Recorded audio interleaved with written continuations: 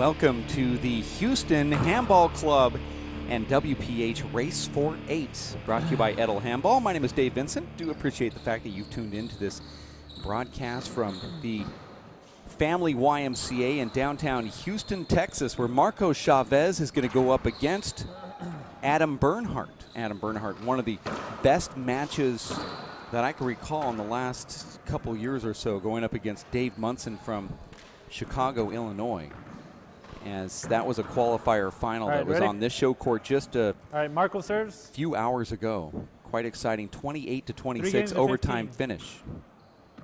Our referee is Danny Cordova, who also qualified, is now making that announcement. 0-0.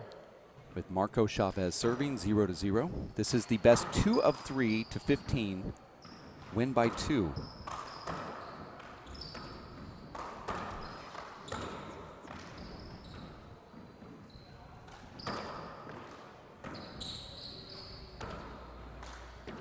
Side out. There's a very quick side out. Adam Bernhard is very crafty. Kind of a Vern Roberts throwback 70s, 80s style. Really smooth. Has great hands, but he makes it look really easy. He's wearing the dark blue shirt. Chavez wearing the gray.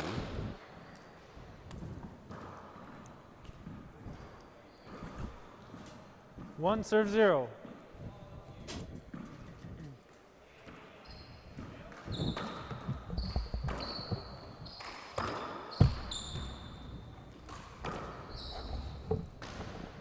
Side out. Now this court is very difficult to see from the grandstand area. We have to literally see, that's the angle that you see the action from if you were down on the floor. It's very difficult to see from here, so we have been giving you that higher view because of that low view with all those dots as we welcome in Abraham Montijo from Tucson, Arizona, the Elite 8 Abraham. Hello, Dave. How are you? Being named into this. 1-1. Doing great, Abe. You played on these courts. They're all identical, whether you're on the show court or a back court. What are your thoughts on the playability of the courts themselves? 2-1. I haven't been on these courts in 2 years, actually. I failed to get on them this morning, but they're panels, so the ball, it's like unpredictable. To me, panel's unpredictable. It's like one instance it'll jump out really fast, one instance it'll go nowhere, so you got to be ready for everything. That's what we say on the tour. Anything can happen, and actually has. Side out. Right away, we see Marcos in the front position. I would favor Marcos in this matchup. Mainly, experience, and also Adam just had a tough qualifying match. I mean, he set the record himself and Dave Munson for the longest qualifying match so far. So he's probably a little worn down. He said he was worn down, and that you don't normally see a young guy say, "I'm just tired," after just really literally one match. You see Marcos, he's very confident. He hit that kill shot directly in front of him with his offhand. Most players would have tried to two-wall past that. Marcos just jams it right in front of him. I don't know if anybody knows this show court better than Adam Bernhard, who now lives in Austin, Texas, but this used to be his home court. In fact, just across the street, he could look in with a telescope to see who was playing, as his law office was in one of these adjacent buildings in Houston. Boy, when Marcos sets up off the back wall, that one skipped in, but when he sets up, you better just watch out because he has a flat rollout. You saw it was a skip, but he had a clean swing. He swung freely, very hard, and he just barely missed it. I wouldn't hit that shot too often to him.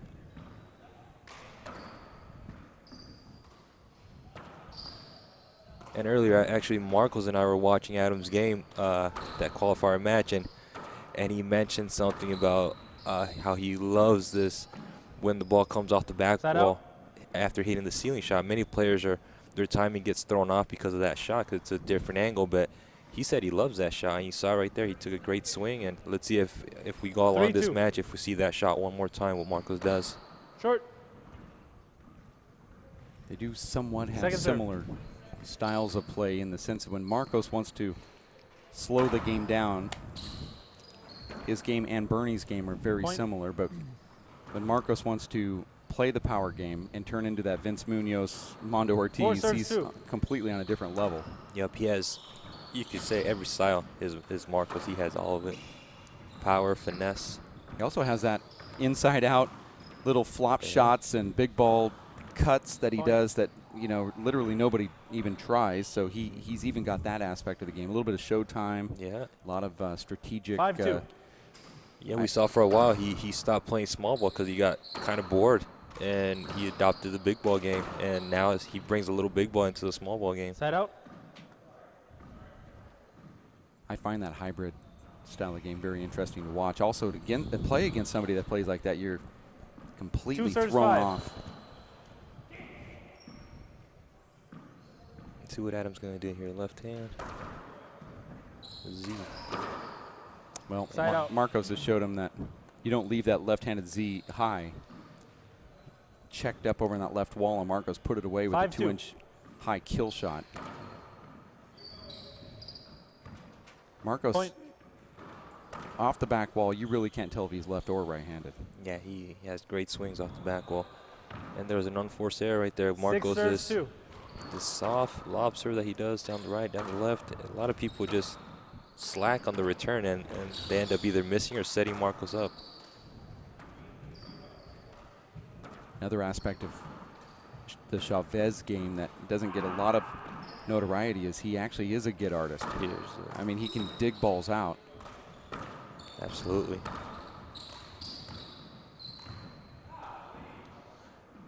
Point.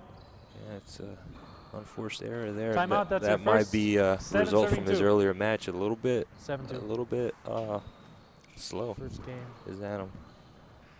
Well, that's part of being on the tour. I mean, you have qualifier matches, but we've seen players like Armando Ortiz go into a qualifier, win a round, win another round of the qualifier, qualify, and then go into the main bracket and that same day pick off somebody that's ranked and then go on to a tournament where he made the finals. And I mean, yeah, it's definitely possible. You just have to be focused. You got to get this adrenaline pumping for Adam. He needs to really get in there and get an adrenaline surge. Can you hear me? You can't look at it from the standpoint that I don't know. You're behind the 8 ball when you go in. You have to do it the way you do, Abe, where you say, I'm at an advantage. I already got a couple matches underneath me. I know what the courts are like. And these pro guys, they've been sitting around watching, and then all of a sudden they're going against somebody that has already worked out the kinks in their serve, and you know what's working that day because you played a couple times. So you have to go in there with that mindset, like, no, I'm actually at the advantage. He's a 40-year-old that hasn't even hit a ball yet today. Yeah, you want to keep it as positive as possible for yourself. I mean, you can't go in there with the negative mindset. Score is 7-2. Especially against a cagey vet. And here's that unorthodox serve to the right. That's just so frustrating to see sometimes. And Marcos just has a way of getting aces off lob serves, more than, everyone since Dave Chapman. Side out. That's because Marcos throws a little wrinkle underneath that ball. When it hits the side wall, it'll just straighten out. It'll touch the side wall, but it won't come off. It'll just kind of glide down the wall. And there's another unforced error. He had a hand on it, but I think he went backhand on that one for some reason. 8 serves 2. And that's twice that he dove into backhand a ball that I think Marcos just hopped. There's a setup. Replay. He went for a pass shot. I think Adam should be more aggressive on those shots. He's in the middle of the court. He's playing a tough opponent. He's the underdog. He's got to go for some shots here. Point.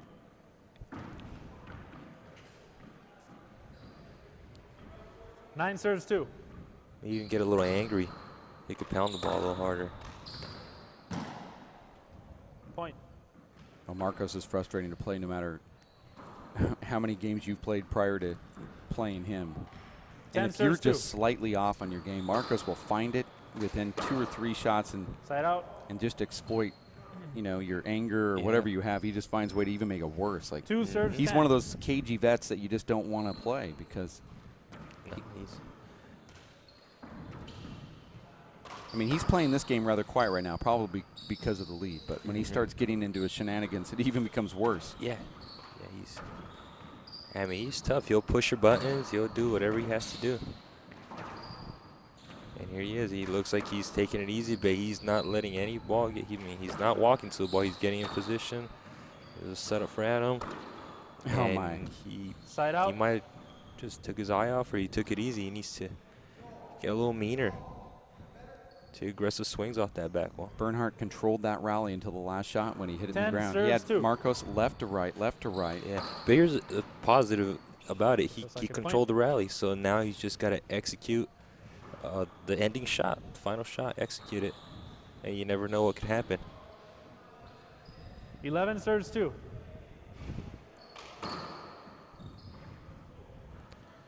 And that ball did Point. something strange in that back court, Timeout. but once That's your again, second. it You was a have a minute. slow off-speed Scores 12-2. lob serve. Yeah, slow off speed, put some wrinkle on it, and some reason it's hard to catch up to something like that when it has a crazy little wrinkle, and then Marcos finds himself now at 11-2 lead here in game. Actually, I believe it's even 12-2 because I think there was another score on that scoreboard as they go to 15. And this Adam Bernhard, he's tired and feeling it, but you know you have to fight through this situation to say I'm going to go out there and execute. You can't blame fatigue and all that other stuff that happened in an earlier match on a huge back wall setup because that's 30 what you're trying to seconds. generate in this game. And you don't have to do much to put that next ball away. It's all part of what you've done for the last 20 years. Yeah, I remember Fred Lewis used to always say, I mean, if you're going to hustle during the rally, you got to hustle to when you get the setup and put it away, put all your energy into that ending shot.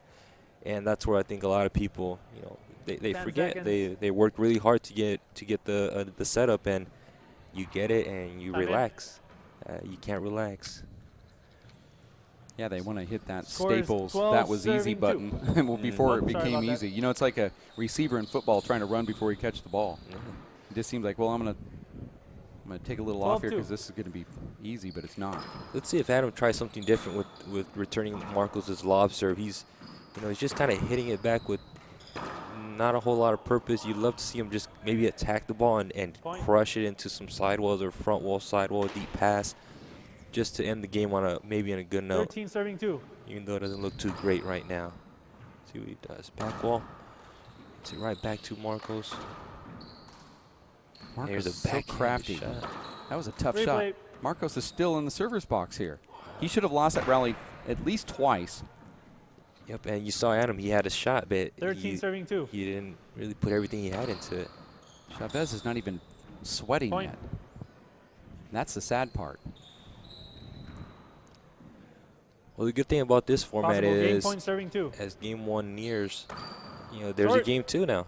There is a game 2. You could shake it off and come right back Second in serve. there. New mindset. You're watching bonus coverage here, and there it First is. game. First game over. First 3-minute game. break. We're going to take one. It's bonus coverage, round of 16, select matches. We just basically pull a name out of the hat, and your name was pulled, so you will be on this court a couple hours from now as Danny Cordova. And you will go. That's going to be a fun one to That'll watch, be a lot actually. of fun. I think that's one of the reasons why your name was pulled out of the hat randomly, of course. Mhm. And that'll be a good match that we'll have. We're going to take a quick break. We'll be back in 2 minutes. Stay here for more action for Abraham Montijo, Dave Vincent. It's the Race for 8 live here in Houston, Texas. More right around the corner.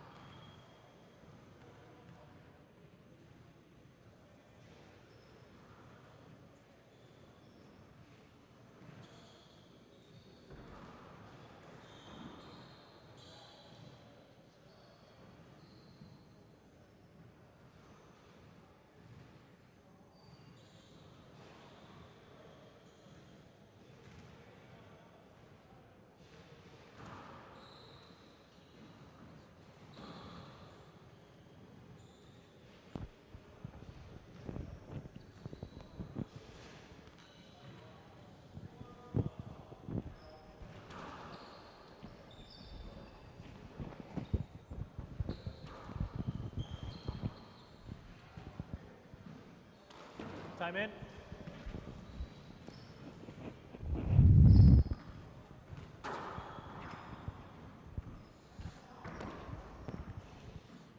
All right. Adam serves.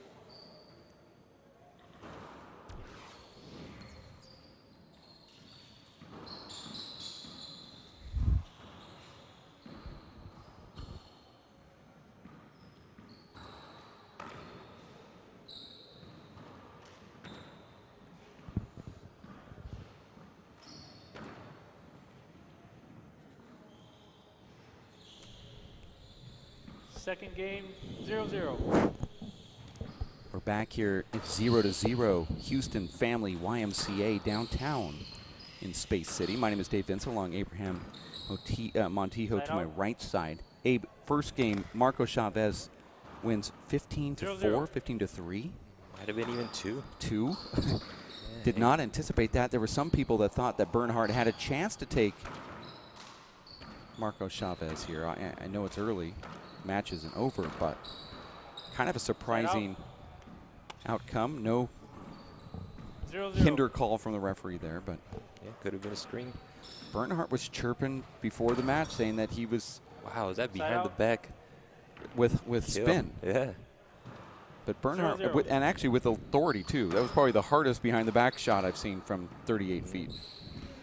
But Bernhard kind of not complaining, but certainly letting it know that he's tired before the match started. A lot of these pro guys don't even mention that stuff.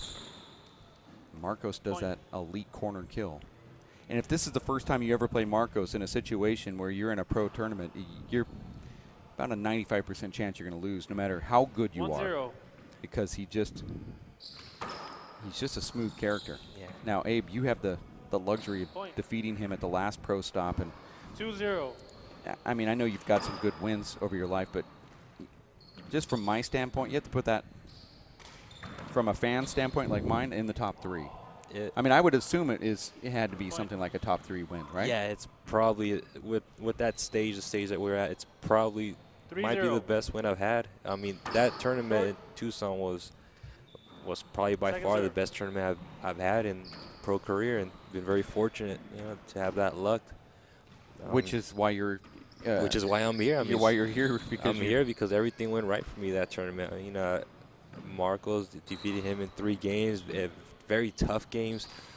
Came from behind on a few of those, and then lost to Luis. But then the playoffs got past Sean 26-24, and then got past Stephen Cooney, another 4-0. grinding match 26-24, and Short.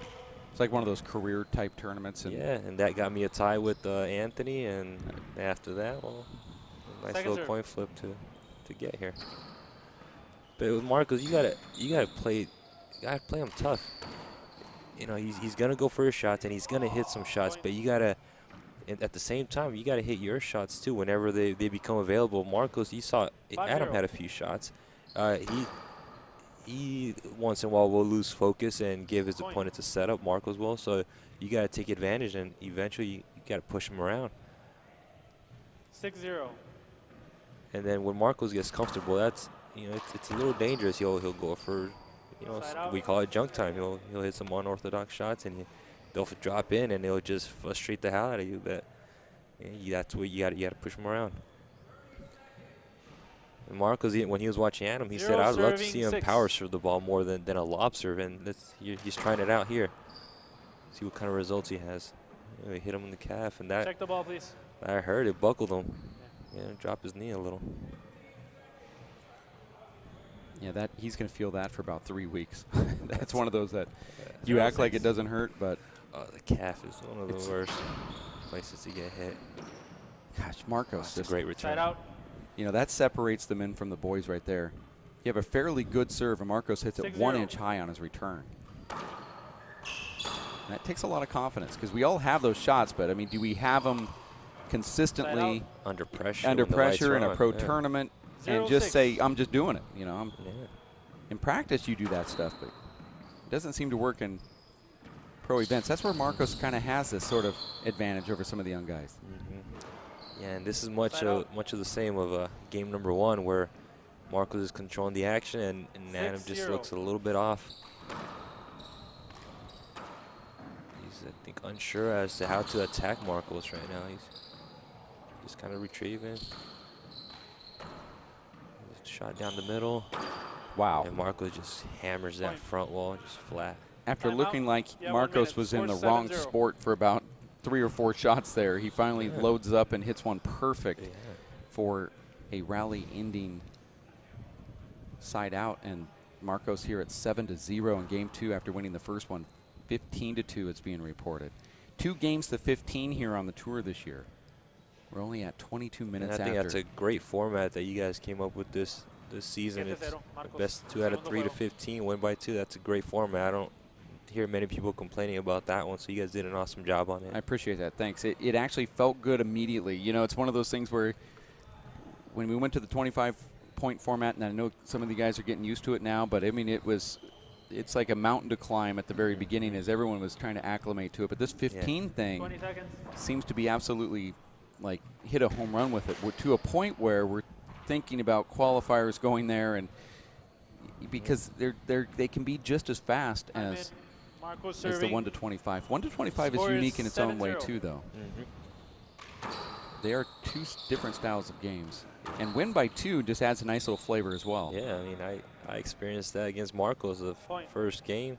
It was 17-15, I think, that he beat me, or 18-6. I can't remember, but I know I had 15, and I ended up losing anyways that first game. But it is what it is. Oh. Ooh. Replay. All right, get your shots in, Adam, right now. That's one way to win the match. Yeah. I mean, you can't score points. You might as well take your opponent out.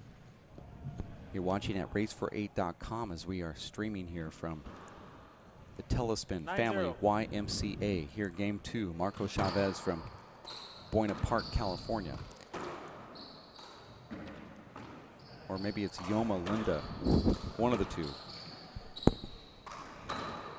Here we have a shot down the middle. Ooh. Tough call. You know, Marco, I like to think of Marco's almost like a pitcher. He mixes up his serves so well with speed. Yeah. Almost like throwing like a fastball. One pitch is 92, the next one's 90. Tiny little difference, but it throws off your timing. That's what he's doing right here. Yeah, he's got such a great array of shots in general, but 10-0. talk about somebody that has a system. And I hate going up against a player that has one, because you constantly just feel like you're at a disadvantage because they're doing something that you don't even have a clue of what they're doing, and you're trying to counter them. And you see him here, he feels like he's in a practice match. He's kind of taking the ball off the back wall, and he's choosing what he wants to do. He's just, okay, I'm going to hit a sidewall front wall kill here and serve again. Under no pressure is Marcos. Oh, my gosh. Offhand. 37 feet back. Scores 12-0. That was an amazing shot. Unbelievable left-handed, left corner kill, 2 inches high. Marco Chavez putting an exclamation point on this match here at 12-0. Marcos is tough if you're feeling 100%, but when you're feeling not 100%, man, he's that much tougher. Paul Brady told me that Dermot Nash last year at this tournament, who had to qualify by defeating Marco Chavez, got a hold of him and said, how does this go against, how do I face this guy? I mean, I've never heard of him, And Paul says, okay, well, let's just act like you're playing the hardest guy you can possibly play right now. He's going to give you a match. And he's like, oh, okay, what does that mean? And that ended up being a 26-24. Think about this. This is a round of 6. Before the round of 16. This is a round of 32. Marcos loses by 2, but actually served to win that match. Dermot Nash made the finals. Marcos 40 years old. Yeah. That close from possibly the same results.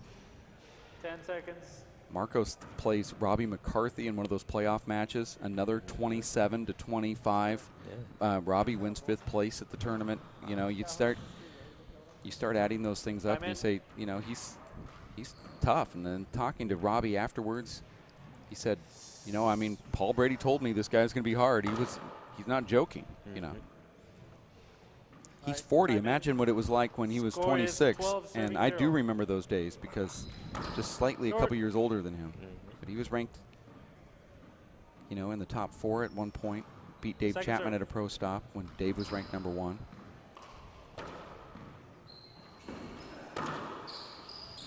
That's a hard hit ball, and Point. he's just, Adam's a little just flustered with everything that's happening right now. Well, he's about ready to get a 0 to a 41-year-old. And here it's going to come. And I don't blame him. He showed a little frustration right there. I'd be Possible frustrated match as point, well. serving 0. Not playing his best. I would try to serve at least one more time if I were Adam. I want to. oh my gosh, how do you Yeah. do it with that crazy shot? And that one is Unfortunate bounce over. right there. And Adam's going to get out of this court as possibly as fast as he can as he exits quickly here.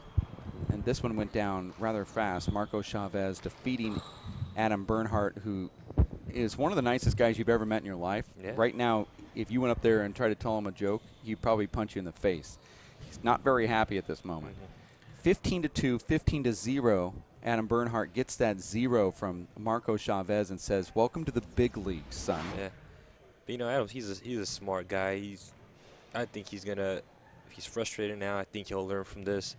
And just, you know, a lot of times these things will happen, and you just gotta regroup and come back stronger.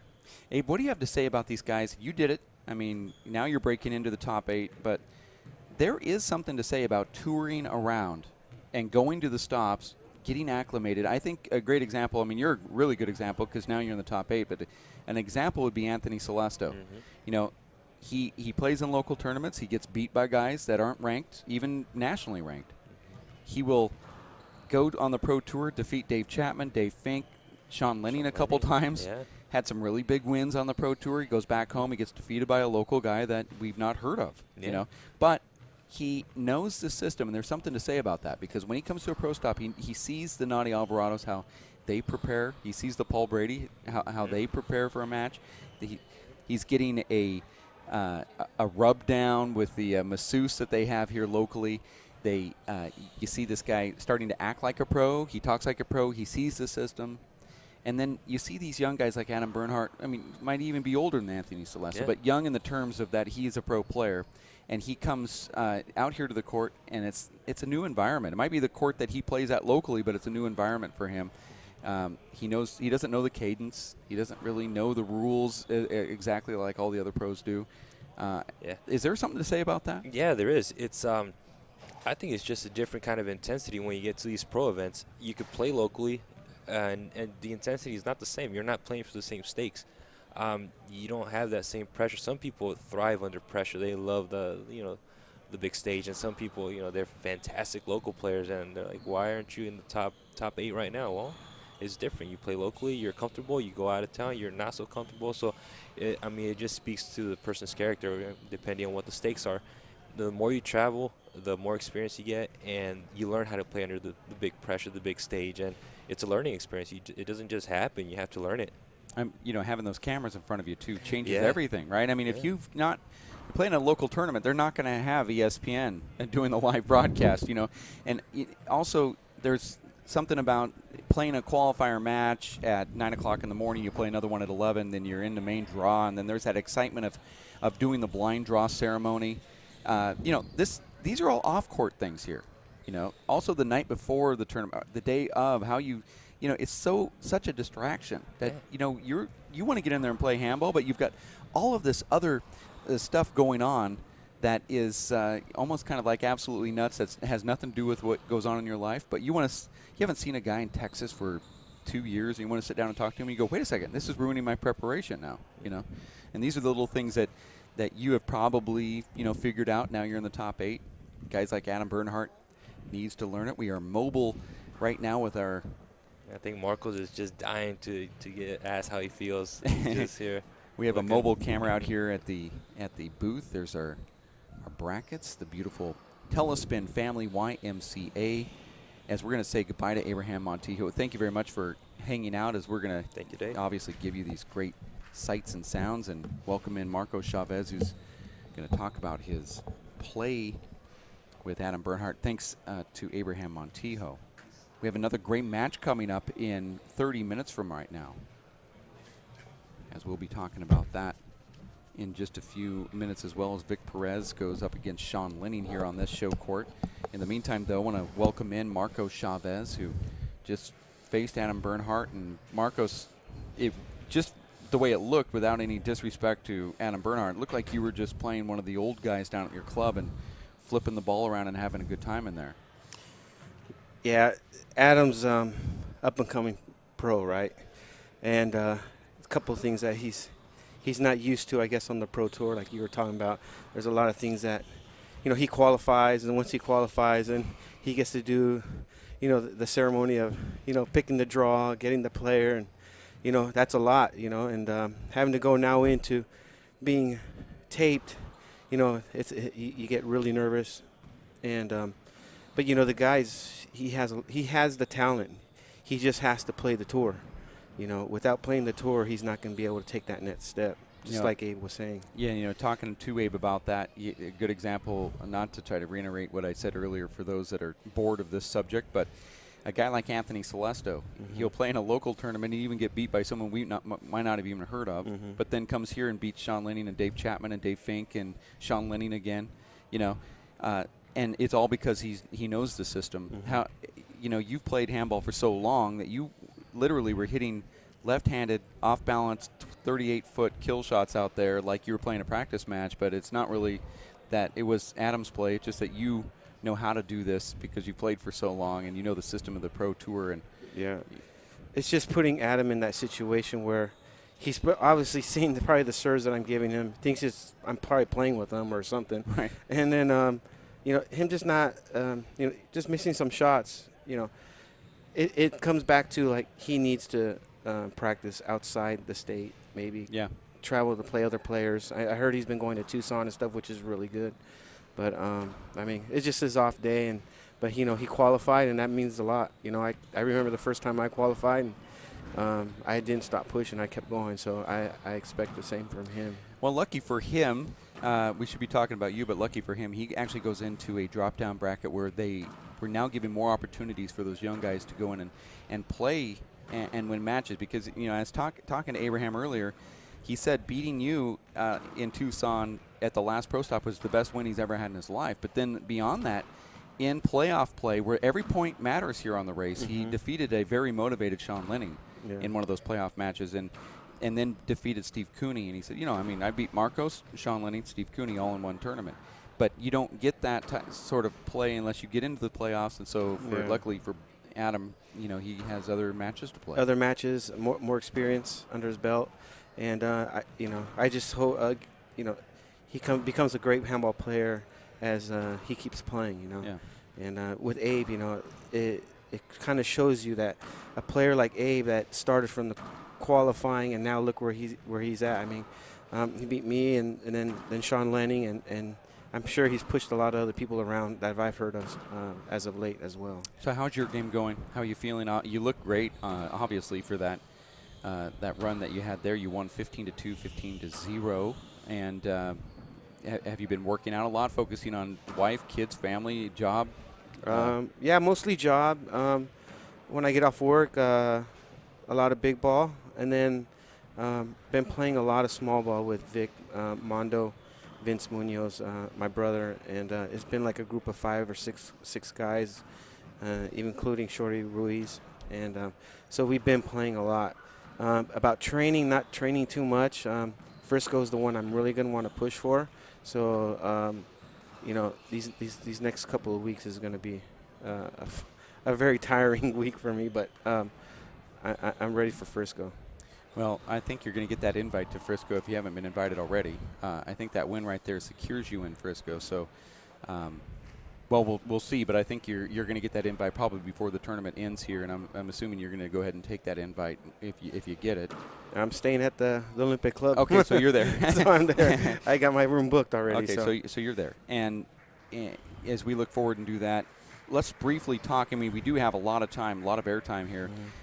Let's talk about something that seems to be a new craze in the last 5 years. I don't know who's really going to take credit for this. I hope that our organization is one of the reasons why it's happening. But if it's not, it doesn't really Mm-hmm. matter. In that there are a lot of people playing big ball right now, the sport of big ball. Now, it's been played forever, but Yeah. what we're seeing is a lot of these pro players on the four-wall pro tour are crossing over, or they came from the big ball game and played both at the same time, and now it's just, I guess, sort of like someone flipped the light switch on, and now we're hearing the stories. Yeah. And I think in your case, that's the case. But in some other cases, we see some of these players, like Nadi Alvarado, for example, says, I was going to just stop playing handball, and then I started playing big ball. Yeah. And the game itself is so good, it got me into shape. Yeah. Can you talk about it? I mean, the game itself and what it does for you, and why your small ball game gets better because of it. Well, there was a time in my career that I was starting to get kind of bored of small ball. So I took. So what I did, I went to the local big ball courts and started playing. These guys playing C players, and I mean they were beating me pretty bad. But you know, it kind of revived me, like as if I was a qualifier back in the days. And you know, I wanted to play the Samson Hernandez, or I wanted to play, you know, those Juan Santo guys that were top level, and prove that a small ball player could come from, you know, in a small ball background and play the big ball game. So, I mean, I just push, and now, like, 4 or 5 years later, now I'm playing with those guys, not with Juan and Sam, but, you know, I can push them, get some points off them, and I mean, I'm having lots of fun. It's a great way to kind of step out of the small ball and maybe go and play something else. It just takes a little adjustment. And like I said, 5 years, and you know, and I'm still playing. Every day I go down and play at Valencia and play with Tanisha Grooms, and then with all those guys from Valencia and Independence Park. So I mean, I'm very thankful that I have friends like that now, Right. and having the small ball friends, and I have plenty more places to go and more options to play handball, which is great. I dedicated about 2 years ago. I dedicated about 2 straight months in the summer of playing only big ball. And when I came back to small ball, it was like, it's like when a baseball batter has a donut on the bat and you're taking a couple swings in on deck circle, and then you go up there and the bat feels like you're holding onto a toothpick and it's very light. I went in there and I was, you know, hitting the ball harder. It just, the game felt easier in a way, even though it was harder. It's a more complex game playing four wall, but it actually just made the game so much better. I felt faster, more. I felt like I had more longevity. You know, it was amazing what it did for my game. Yeah, it's the big ball game is like, it's very different compared to, let's say, you know, the small ball. You got to run for the ball. You know, in small ball, you're letting the ball come to you. You get a little lazy. In big ball, if you're playing these guys and they're killing the ball in front of you, and you're playing for $5, $10, $20, whatever it is, you're not going to let that ball just drop in front of you. You're going to go run after it because they don't care. They'll take your money regardless, right? So it's actually helped my game to, you know, lunge and get the balls more and things like that. Well, I told Abraham in that last game that you played that it seemed like you're an underestimated, people don't talk about it, get artist. I mean, you're always hustling, always getting the ball. You're not diving all over the court like Anthony Celesto or like a Andy Nett, really long and flipping balls to the back wall with ease and all that stuff. But you seem to get your hand on every single ball hit, because I think that outdoor big ball game gives you that extra step. Yeah. I was on an airplane one time, and I read where Roger Federer said, someone asked him, you know, how do you pick up, get more range, and he said that that you lose the racket, go out there and practice with your hands, which means he actually must play hand tennis or jeu de paume or whatever you want to call it, which then makes you think that, well, if a guy like that is using that as a training tool to gather an extra step so you can get out there and get it, that means that if you have a racket that's another, 18 inches or so from your hand, it all makes sense. And so that's sort of what big ball and small ball, the comparison would be, that if you went to big ball, you pick up that extra step. Pick up that extra step, and you're always lunging, kind of like in squash. And I heard that Roger Federer plays squash as well. I play squash. Same thing. I have to lunge for the ball. I'm lunging. You can't dive in squash.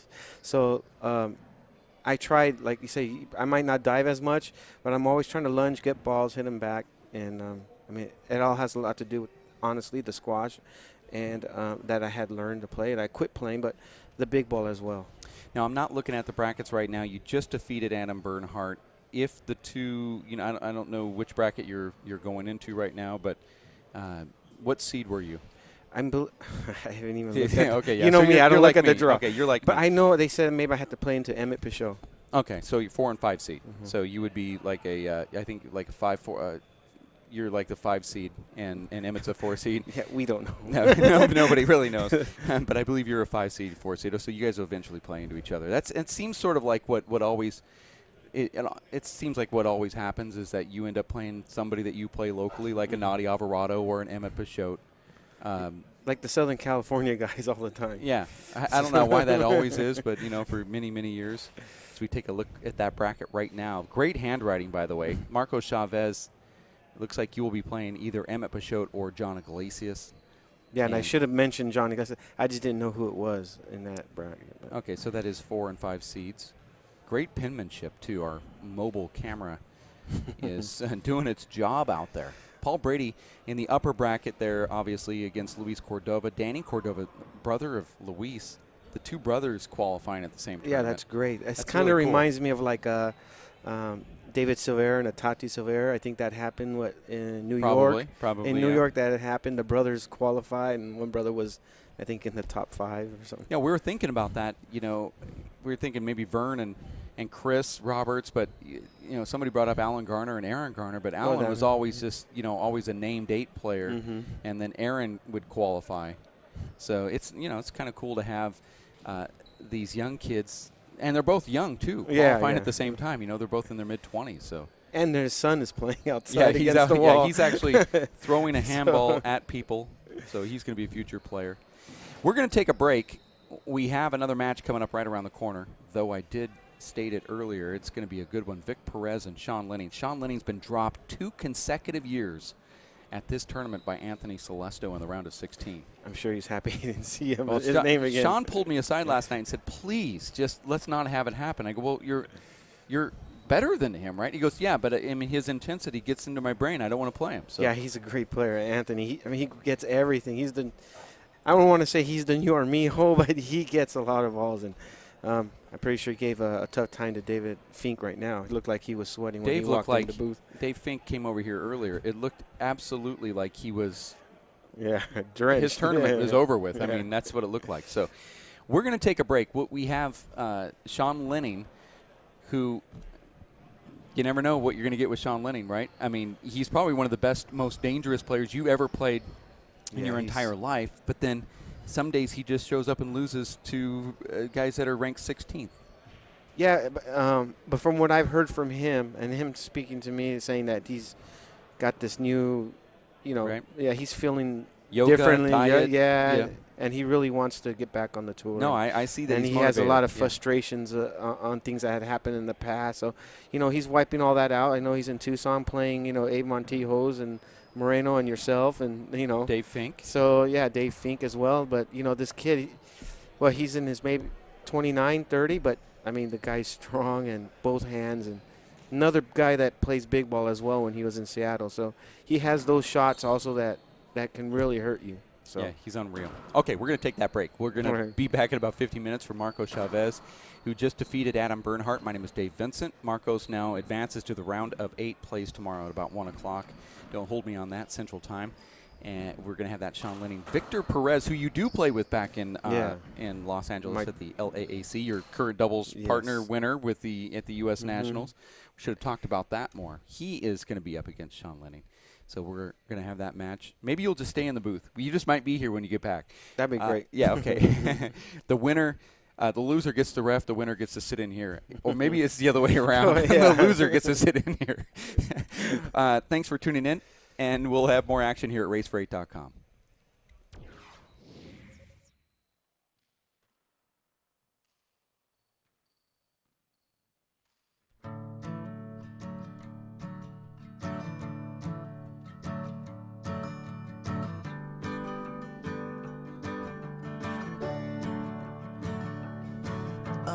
Listen now, can you hear the bluebirds?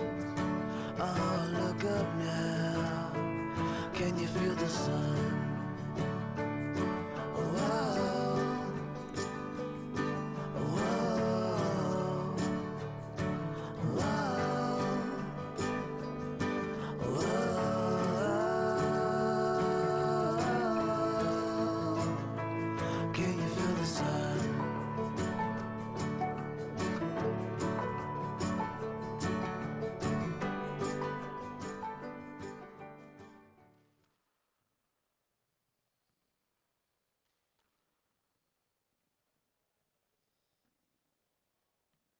Michael Adams? Here.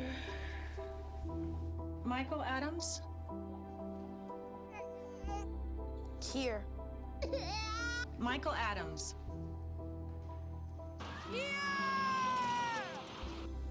Michael Adams.